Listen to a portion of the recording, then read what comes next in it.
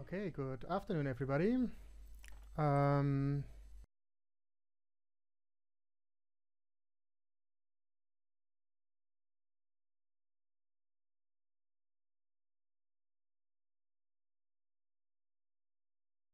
yeah, welcome for joining the class this week. Today, our topic is on environmental justice and sustainable development.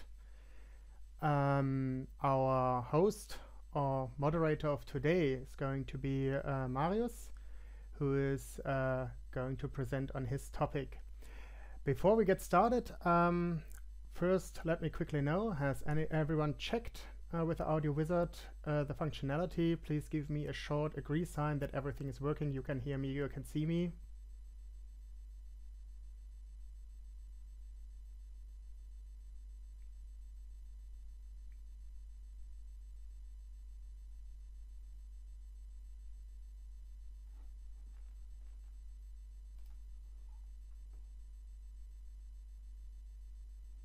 Okay, one of us. Yeah. So another note from my side, if you are not actively attending, which as I've said is not a problem at all, please make use of the emoji on top, like weggehen, like you are not there, because sometimes I'm going to ask you something and when I'm not receiving any response from one of you, I may get the feeling that there's a technical issue. So as I said, it's totally up to you, but it would make like the virtual communication a little easier. If you have to get a coffee or do something else, just put you on hold, and that way that I know that I cannot expect any response from your side. As for every other issue, there has been a release of the YouTube video. I'm usually editing the videos directly after the session or a couple of days later. If you for any reason feel not being included, it would help the most if you tell me, like in particular, if you are presenting or something like this. If you don't want this, which actually is part of the concept of the virtual classroom training, but if you don't want this, it's necessary that I know in advance, because after edit and aired, the information is out and there's actually not much what I can do. As for what is the name? El Kafif and Markus, please use the button again that you are not agreeing anymore. In case I'm asking again something, you won't be able to respond, or I think you just agree. Yeah, thank you. Okay, last but not least, are there any questions, issues from your side which came during the last week when you thought about the last session, or generally? Not. Okay, very well. In that case, I'm not going to interfere much more. The session is actually on Marius, and I'm just going to interact if there is a technical issue which needs to be resolved. Today I'm going to talk about, well, it's another introduction to environmental justice and sustainable development, and more specifically, yeah.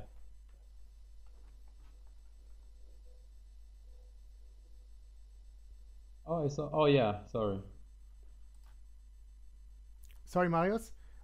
Sorry. Sorry for interrupting you. Yeah, actually, I wanted to ask, can you all be so see kind me and can you all to hear enable me? your video that the people can see you? You can just all agree if you can hear me. No problem. Sorry for interrupting.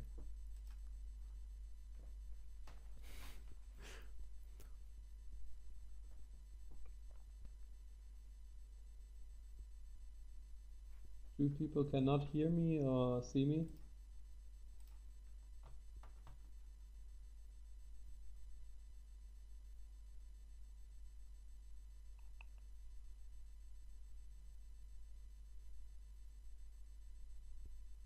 Okay. Okay, cool. Yeah, it's good that you can all hear and see me, so I'll just continue with my topic, which is part concepts of development, sustainability, and environment. And actually, there's the first question. How do I can see. Never mind.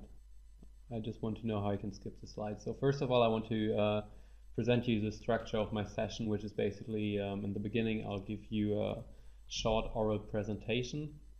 Then there will be a working phase, and after that you will share and discuss your findings from the working phase.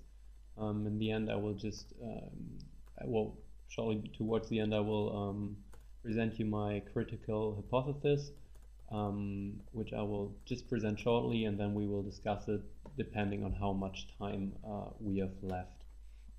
And now we're going straight into the topic, which is the part concept of development, sustainability, environment, and justice. And my presentation is mostly based on the supplement text by Molokia, Bolis, and Snevla.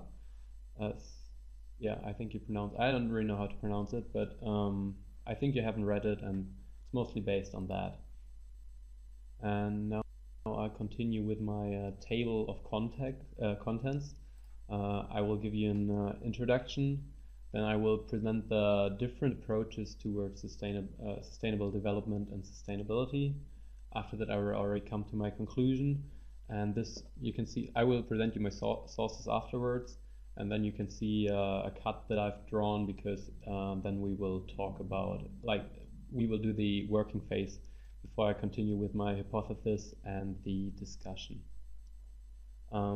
Yeah.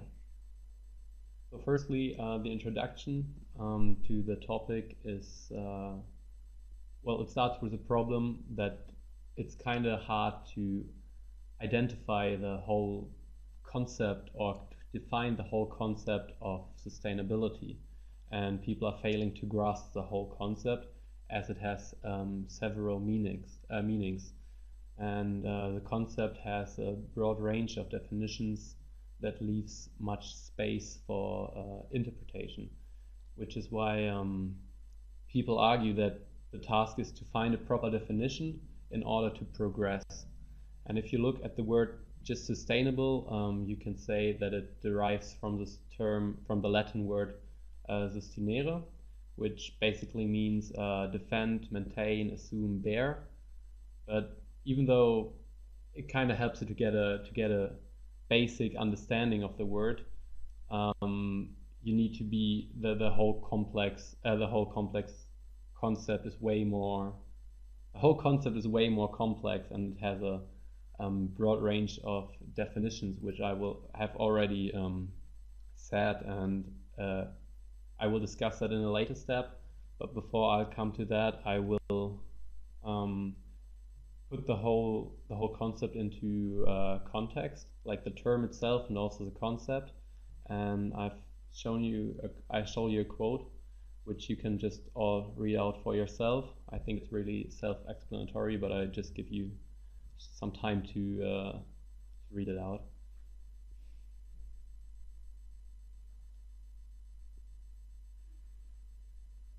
Have you all read and understood the quote, or do you think you have understood the basic concept?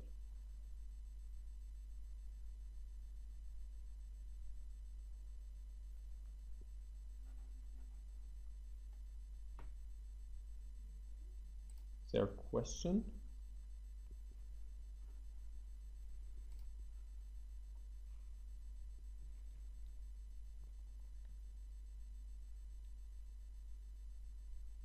There's like a microphone next to Anke. Do I have to do anything to grant her access, or? Do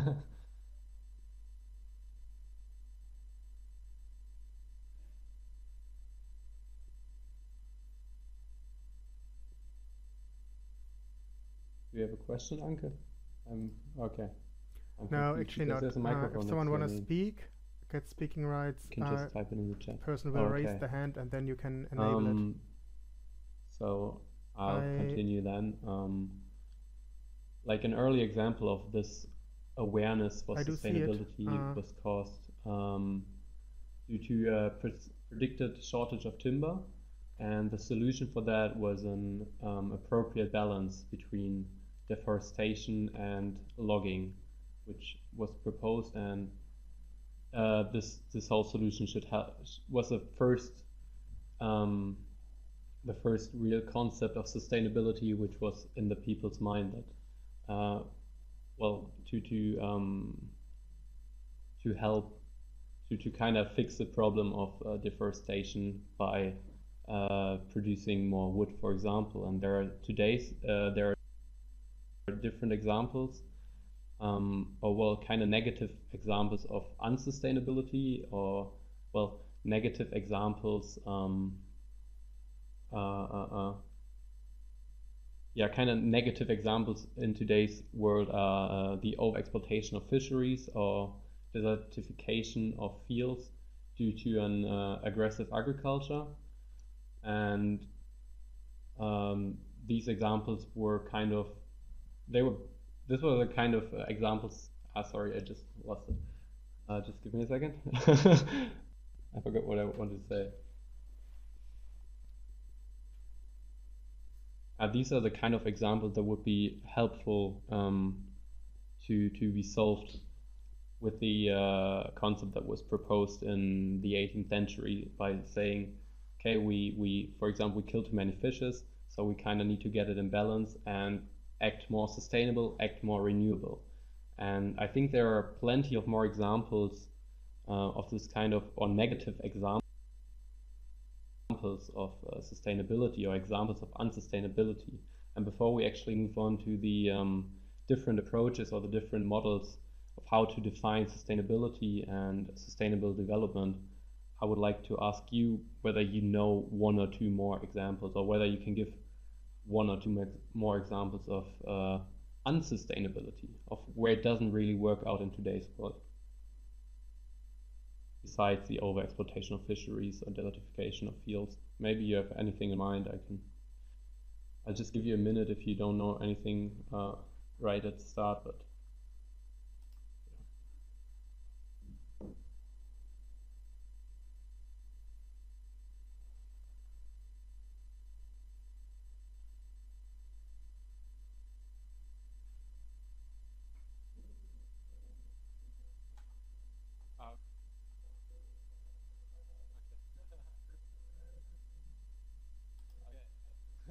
yeah, sure. Maybe you can point out do you your, have your any question more examples once again of or negative more clearly. examples I probably I got a little sustainability, lost in your examples where it really examination. doesn't Can you work just out, point out the question once again? right now, like for example the overexploitation of fisheries? But do you know anything else that oh, Lisa hat sich da.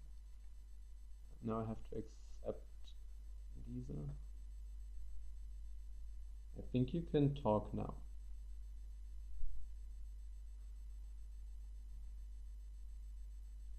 No. Okay, can you hear me? Oh yeah, now I can hear you. Cool. I was thinking maybe agriculture, so use of pesticides and other stuff that corrupts the soil, so or monoculture. So not, Yeah, definitely. not sustainable agriculture. Yeah, that's a good example actually. Does anyone else want to add something, or should I continue? Annika?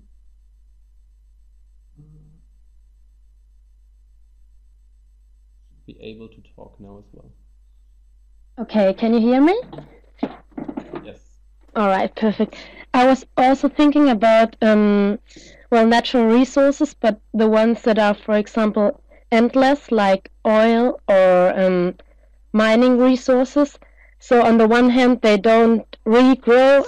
I don't know the exact word, but it's like an endless resource. And then on the other hand, the impacts of exploiting these resources are very negatively regarding local population and the environmental, well, yeah, the local environment. So ecological impacts are very negatively, yeah, so that's like a negative example of exploitation of natural resources. Yeah, that's a good. You can just all look into the chat because there are the official terms for that. Mr. Kaufmann just wrote it down. So some resources are finite and some are infinite. Laura? Hello? Yeah, I can hear you. Oh, perfect.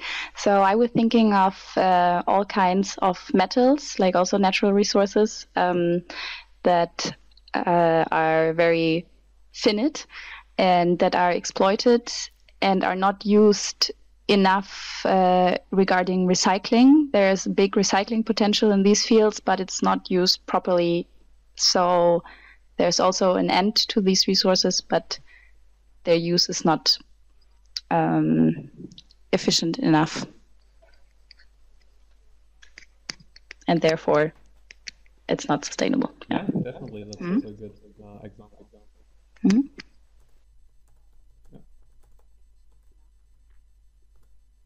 Thank you very much.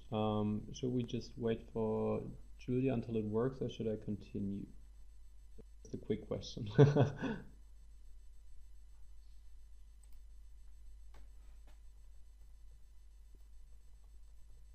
Oh, you can hear me, okay. No, continue. I will try to resolve the problem by discussing it with her on the chat. Anyway, for exactly for this purpose, it is recorded. So at the end, at the latest, she will be able to listen up by looking on the YouTube. But we try to resolve the technical problem whilst you are continuing. Okay.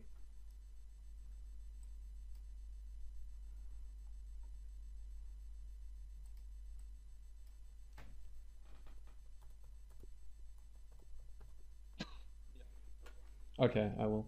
Thank you. Now I will focus on the different approaches towards definition or towards the concept of sustainable development and sustainability. And the first model is actually the capitalist view. And this first model focuses on economic and financial parameters only and does not regard environmental aspects at all. So here the term development refers only to material and quantifiable growth, so everything that can be measured, like money, for example. And furthermore, the level of how advanced a country is just based on the indicators like the GDP, so the gross domestic product, which is the Bruttosozialprodukt of those who don't know. The World Bank ranks, and the GNI, and GNI is the gross national income. I think gross national income per capita.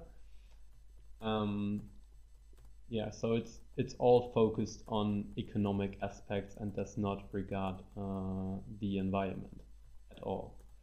And then there's another aspect, another concept, which is the environmental economics.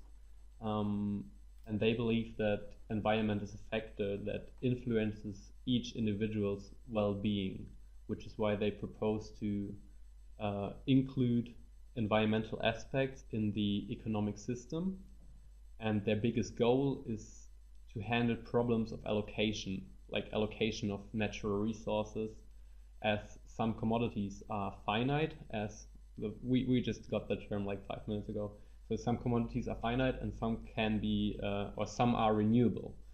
And that's why they try to understand how to deal with scarcity. And in the text it was described as basically putting a price tag on the environment, like for example, scanty commodities have like a high price tag because they are really rare and they cannot be renewed.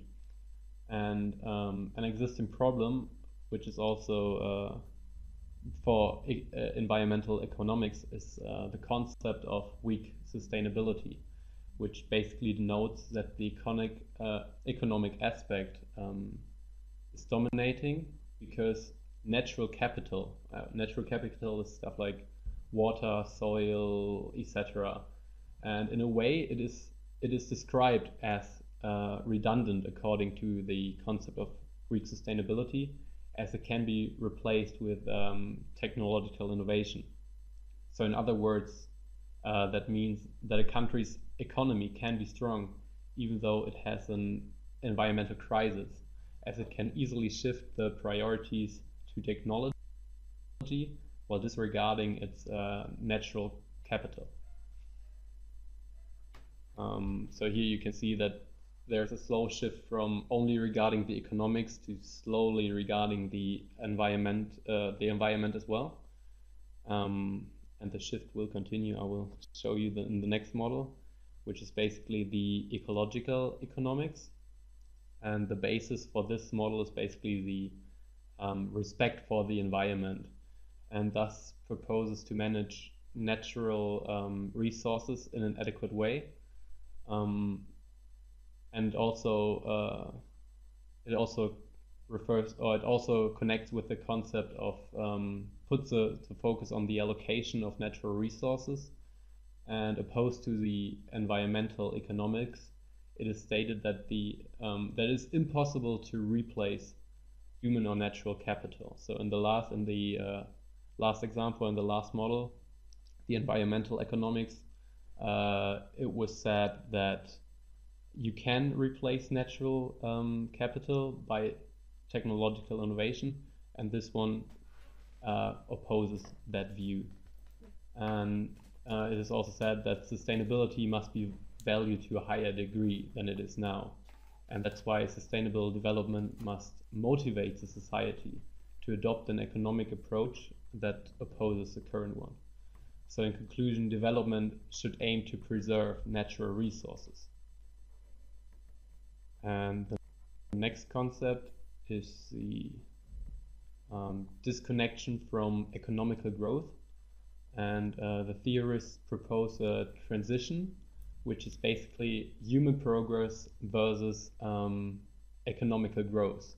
So they argue that human progress is possible even when the economy is not growing or degrowing in a way. However, they also say that these policies are nearly impossible to be implemented, as they harm the economy, which is too radical for the system we live in. So they aim for, like, they don't really focus on the economy at all, because they say human progress should be the priority, which kind of intermingles with the last concept, or the last model, which is called the human development. And it basically said that development should not only be income related, so it shouldn't just focus on economies, but it should also include indicators like eradicating poverty and malnutrition, increasing life expectancy, not expectations, expectancy, that's the right term, I'm sorry, and reducing infant mortality, or increasing access to schools, and so on. And other examples that were mentioned in the text were the expansion of human freedom, which literally means everything you can think of, like a better or improvement of healthcare systems, educational system, but also stuff like political freedom and everything you could think of in that branch. So this is completely focused on the human and does not regard the economy at all. So it really, I think you've seen the shift from the economy to slowly the human, which is also mentioned in the Camille and Bote text, which you've probably all read, which is basically, this is part of my conclusion, that all these approaches are somehow connected, and it's hard to draw the line between each model because they all kind of intermingle or interconnect or refer to each other. And I started with the capitalist view and slowly shifted to more sustainability friendly models. So economy and sustainability are linked together. The degree of how close they are connected varies in the models. Yet many of the models stated that prioritizing economic growth harms the environment, and due to that fact, focus on sustainability varies significantly in each model. And the capital model, for example, didn't really regard the sustainability at all and was just focused on economic growth. And so there's this kind of economy versus sustainability, and that was a main problem in the whole in this whole discourse. And before I give you the connections to Cameri and Bote, or the links that can be drawn to Cameri and Bote,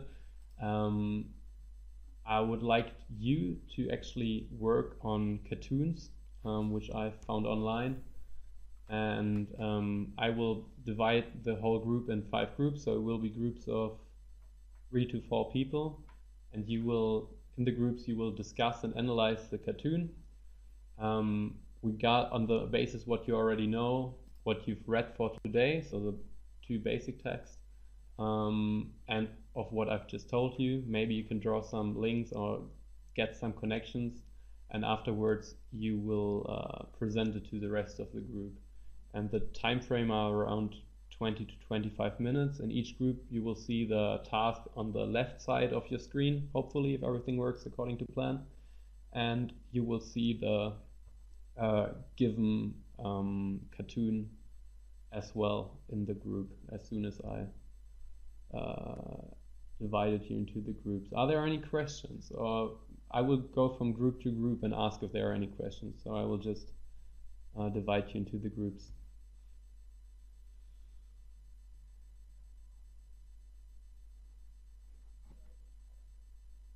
Oh yeah.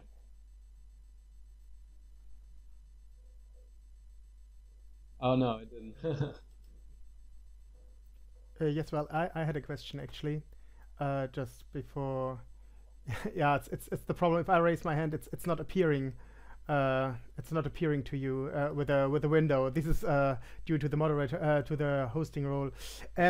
Yeah, just one point. As you said correctly at the end, it's economic growth, not economical growth. Economical in English means efficient, as it was on some of your slides, but it's not a big issue. It happens all the time. But as we have said, like this class is also about like improving English. This is like finite and infinite, and economical is a typical mistake that happens.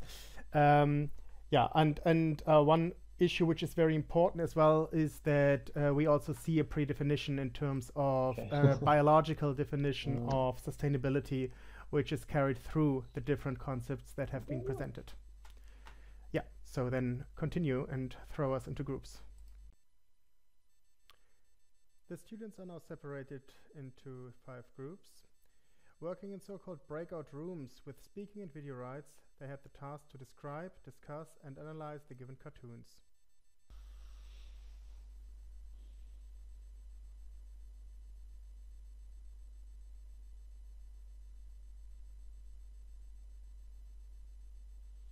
Okay, who wants to present from the group? So I can give you the rights to speak.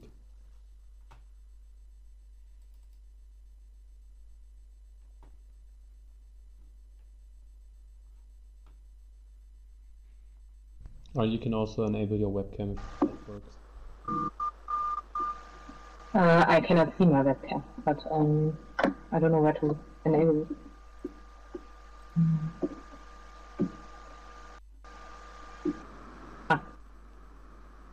Yeah, now I can. Hello. Yeah, I was the lucky one who was chosen to present today our findings, and actually we discussed a lot, so I will try to tell you everything what we found. So first of all, yeah, of course, the picture shows a boat, and that's why we made the arrow in the bottom. That sorry, can you understand me? Yeah.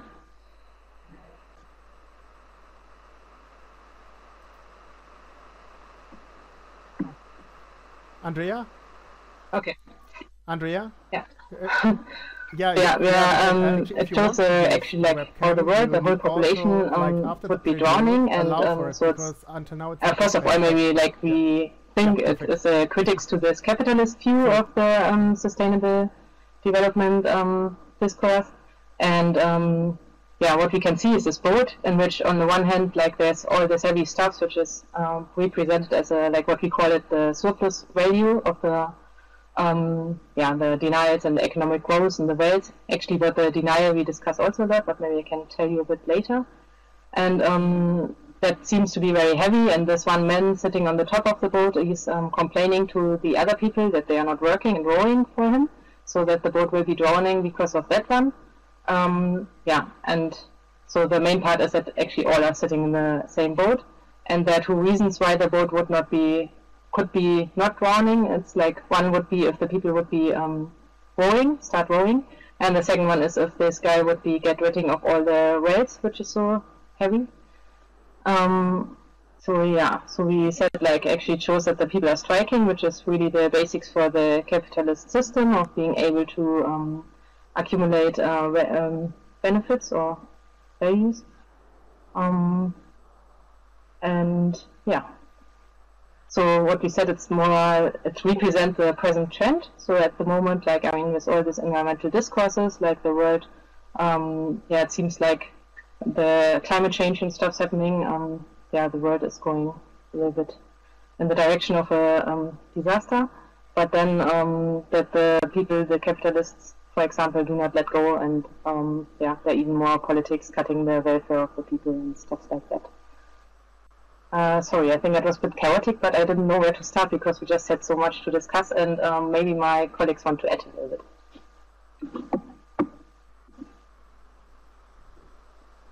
Thank you very much, first of all. If someone wants to add something, just raise your hand. I think it was really extensive and was most of the stuff that you could get from the cartoon. So I think that was really well done. If someone wants to add something.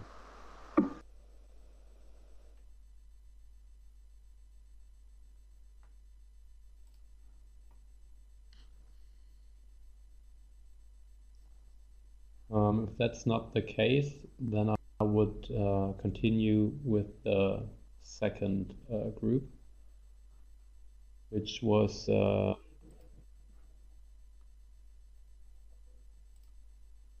okay. There's just one thing. I mean, I've Marius, I've raised my hand, but as usual, it's not appearing in your from your perspective. There's just one question. Does everyone know what surplus value means? Because it's on the left-hand side, accumulation of surplus value. It's actually a Marxist term. Okay, who knows? Just agree. If not. Okay, obviously not everyone.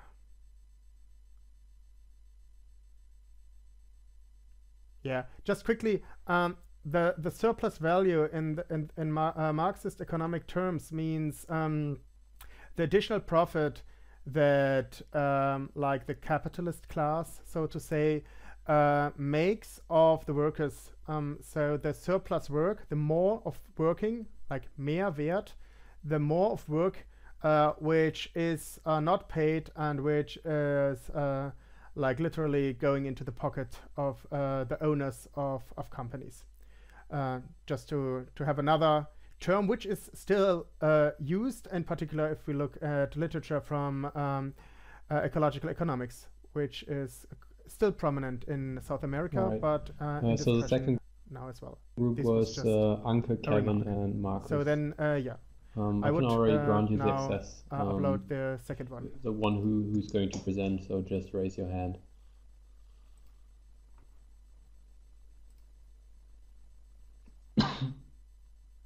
All right.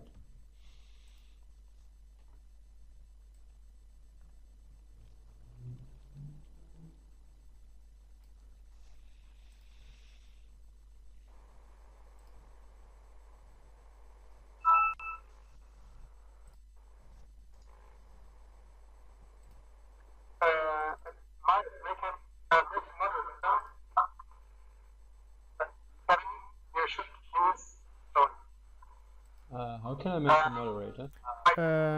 Marius, make him moderator. Kevin, you should use a headphone. By just you make him moderator by drag and drop him to the section of moderatoren. Where's Kevin?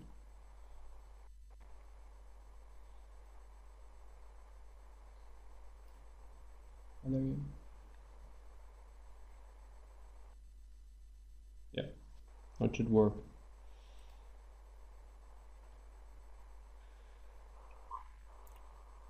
Excellent. Can you hear me? Yeah, perfect.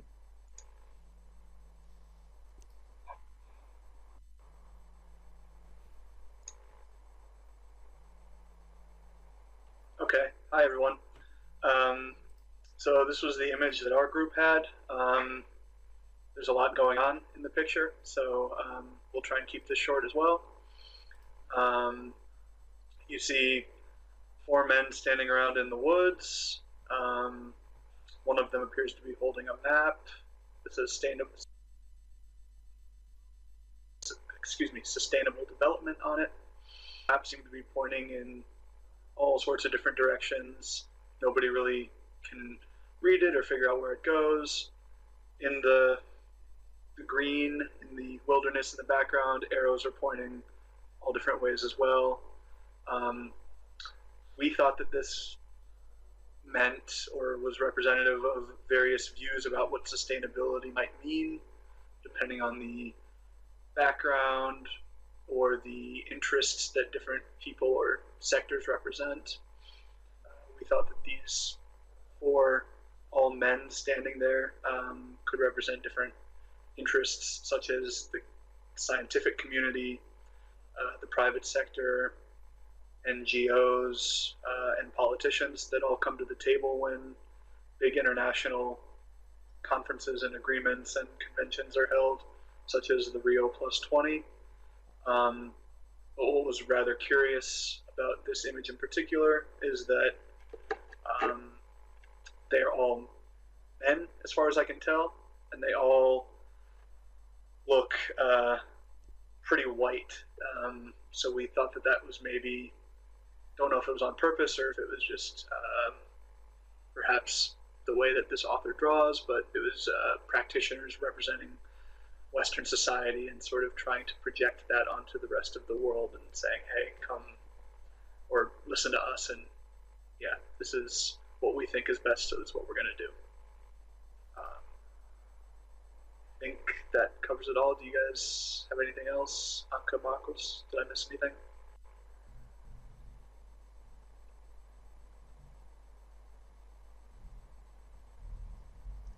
If that's not the case, then I would just continue. Oh, they're typing.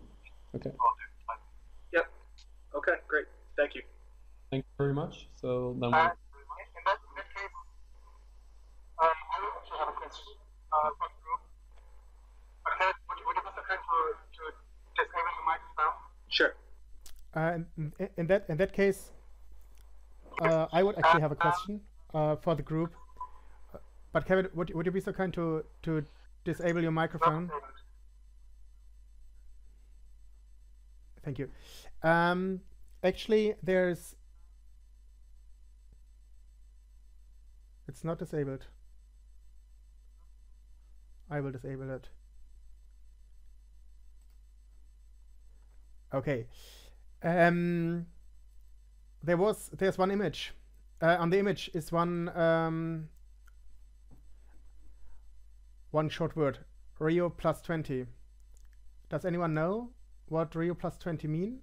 I mean, what is Rio and what is +20, or what does the number mean? I guess it means that the first conference was, I think so, in 1992 in Rio, and 20 years later there was the Rio Plus conference, and they set up the Sustainable Development Goals, the successors of the Millennium Development Goals.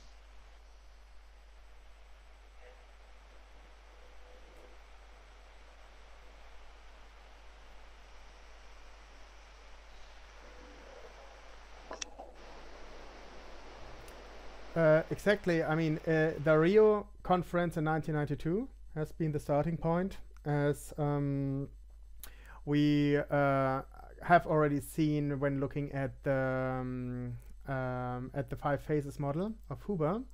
Lisa wrote, it's one of the COPs. Maybe, Lisa, you want to add more specific information? What are, because saying there's are the COPs, the question is well, what are it's the the COPs, which is also interesting. UN Quite important. HCCC, isn't that in English? Yeah. The acronym of the UN.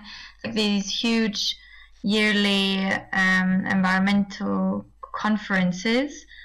Well, the last one, well, the biggest one that we know of was 2015 in Paris, when usually the whole world gathers together, or all the states gather together and try to agree on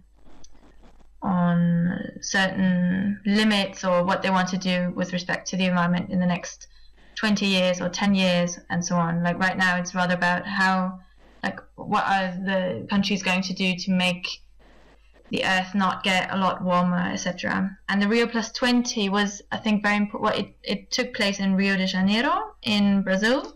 That's why Rio. And Plus 20, I think it was 20 like developing countries that were included or something. I can't remember, to be honest, but I know that a lot of NGOs were included and were heard for the first time, and yeah, I would leave it to that.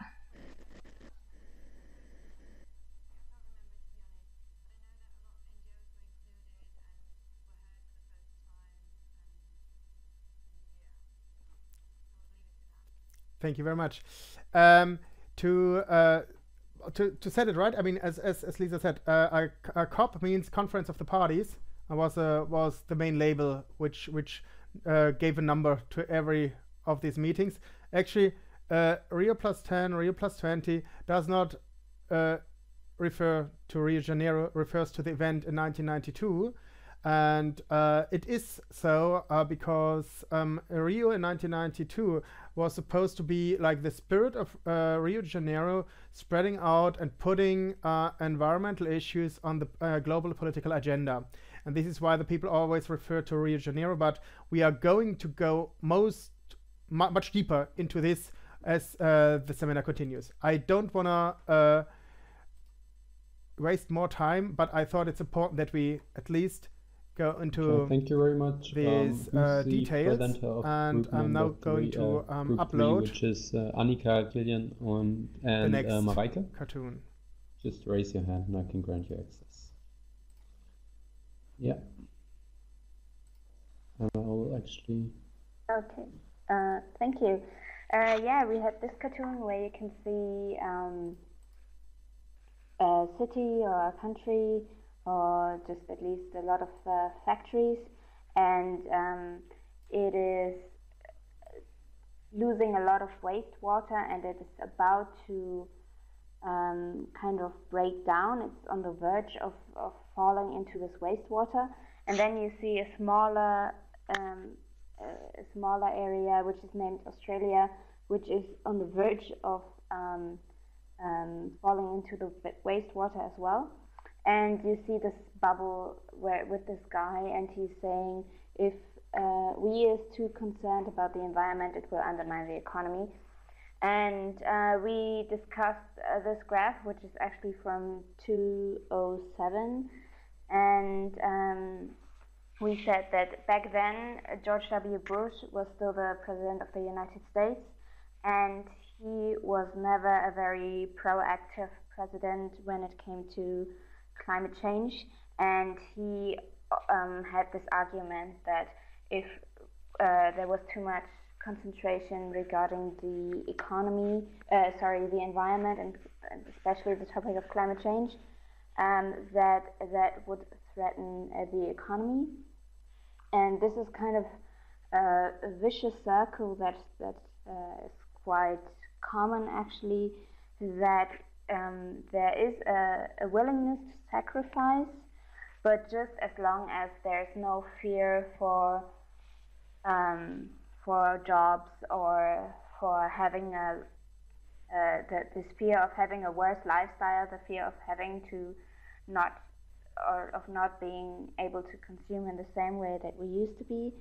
And this is kind of the three pillars of the sustainability, and where the economy will always be the one which is kind of concerned the most, even though the world is basically on the brink of being drawn into this wastewater. into this kind of destruction. And it also shows that it's important to cooperate, so that even though there are smaller parts of the world which are not able to react as easily, and that especially the big players need to be involved and cooperate and find a way to solve the situation. And let me see. Also we found out that in 2007 there were federal elections in Australia, and one big point in these elections was actually climate change and the Kyoto Protocol, and they had a change in government, and the first thing that happened was that after the new government took office, that they ratified the Kyoto Protocol. So I think that's kind of interesting to see as well. If the others have something to add, please do so. Thank you very much. We'll just wait what the others have to say, or whether you've said everything. And besides that, I would just continue because the time is slowly running out.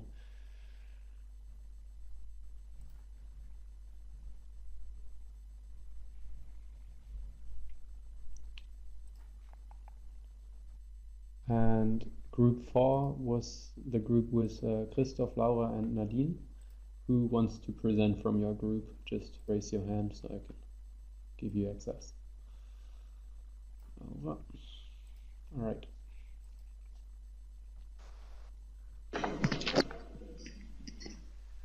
Hello. Hi.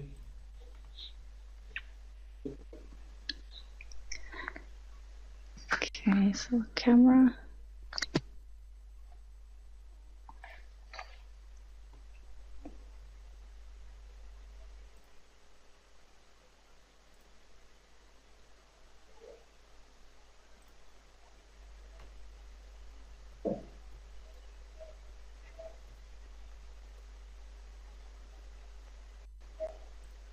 Okay, so there it is. So our cartoon, we didn't change really anything because we thought it's pretty self-explanatory. So first I would like to guide your attention to the banner above the castle, which says NIMBY Land. And normally NIMBY is the social movement, which means not in my backyard. And on this banner, it is changed to now in my backyard. And underneath is this huge castle with big stoned walls, apparently like a safe place. And it looks very shiny and fairy tale, like a fairy tale. And in the downer left corner, you can see a big sign mentioning at last a place for the homeless, nuclear waste, prisons, low-income housing, garbage dumps, etc. Everything, everything that the exploitation, or that has something to do with the exploitation of resources, and that has something to do with a non very green economy, and especially also an economy that does not imply the social pillar of sustainable development, because like in the last lesson we said sustainable development or social justice is composed of the 3 pillars of environment, the social pillar, and economics. And so this castle is supposed to be the place where all of the unwanted things that come from non-sustainable development can go and vanish too, as so many people would probably wish there was a place for it.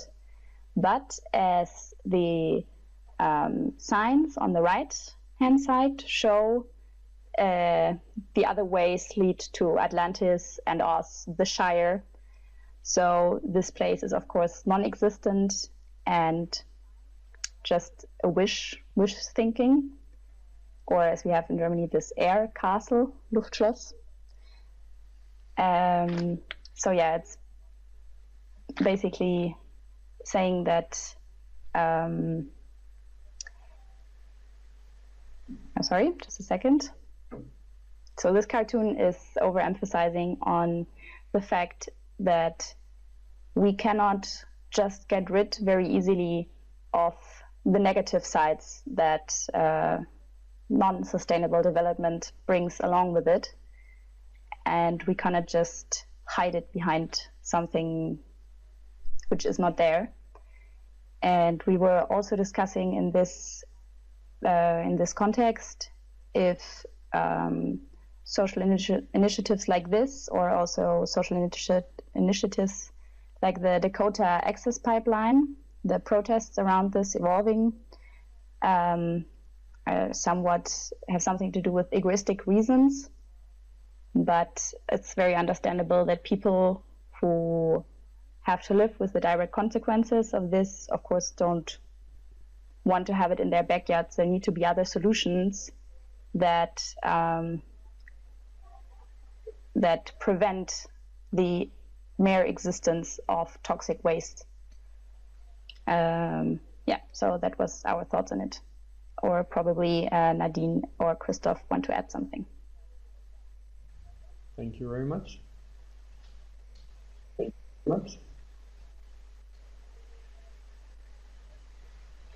Do you want to add something, or should we continue with the last group, which was Dominique, Lisa, and Sebastian?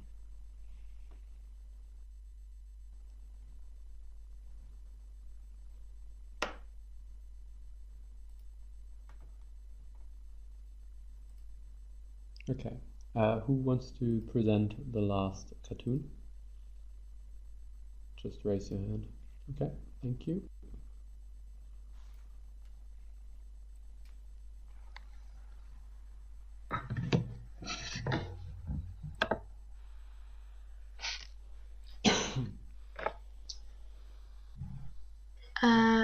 No, I can't see the cartoon anymore. Yeah, it just takes a second, I guess. Okay.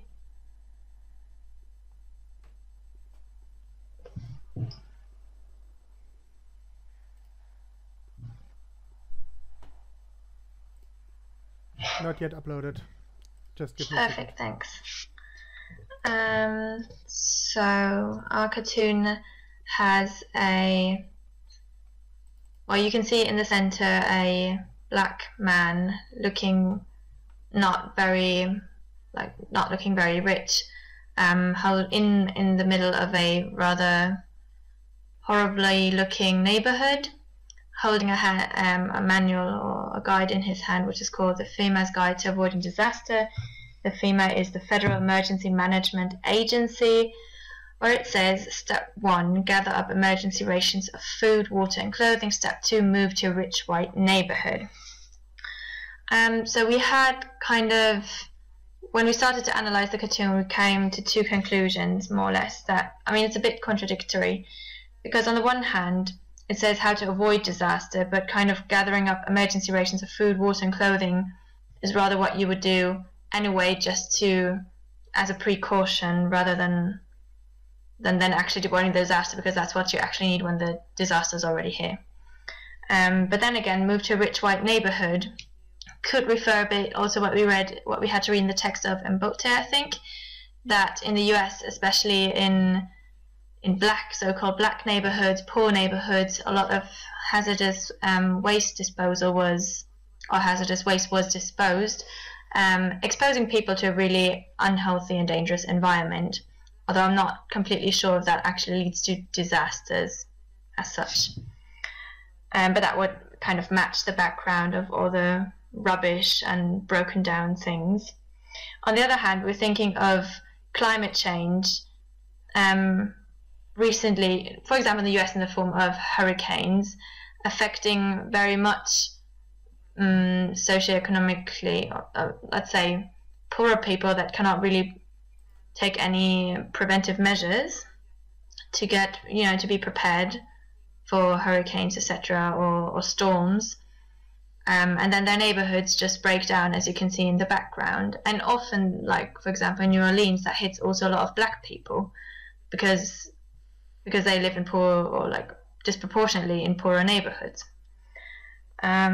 So yeah, we've got kind of two kind of solution, or like we had two approaches to that, or two discussions. Then, like in general, we think it's an environmental justice approach because it kind of focuses on waste, race, socioeconomic positions, etc., and does not really criticize international laws or human rights. Maybe, yeah. So yeah, I mean, that's mainly it. And I mean, obviously that step 2, move to rich not white neighborhood, is the cynic part of all of this, that it depends rather on how much money you have and your skin color if you are exposed to dangerous environments or not. I'm not sure if my group partners want to add something. Otherwise, I'd be finished.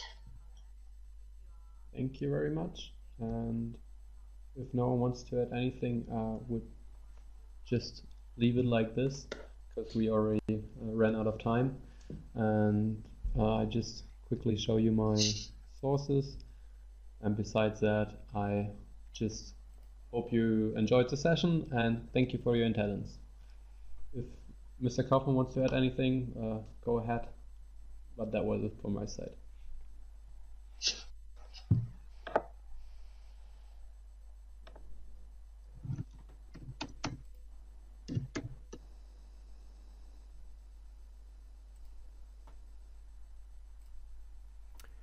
Yeah, thank you very much, Marius. Great presentation. Please stay for a second when everyone else is left, or rejoin when I finish the session. Just a question: who's going to present next week?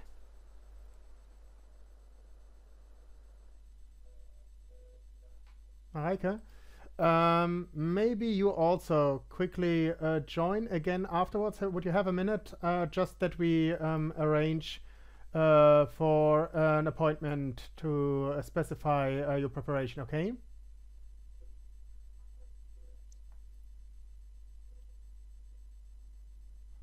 Okay. In that regards, thank you very much for joining the session of this week. I wish you a pleasant week and hope to see every one of you next week for the next session. Have a good one.